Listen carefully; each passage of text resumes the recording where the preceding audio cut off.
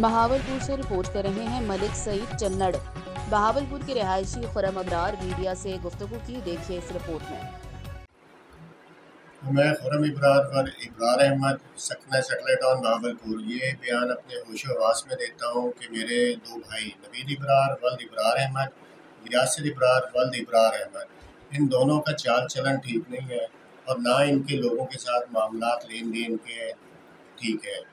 लोगों के साथ इन्होंने फ्रॉड किया हुआ है और इनके किरदार भी थोड़ी सी मशकूक है, जिसकी वजह से लोग मुझे तंग करते हैं, कॉलें आती हैं और मुझसे इनका पूछते हैं।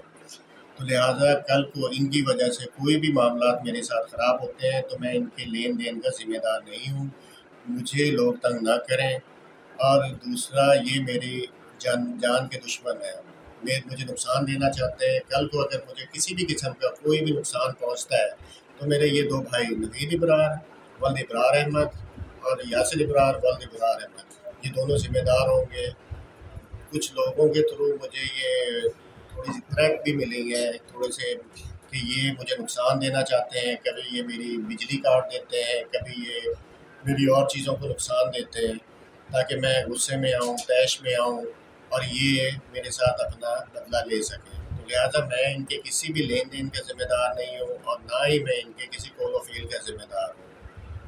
मुझे इस चीज़ की, कल को मेरे साथ किसी किस्म का कोई अगर नुकसान हो जाए तो इनको पकड़ा जाए, इनको कहा जाए, अब मुझे इंसाफ दिया जाए।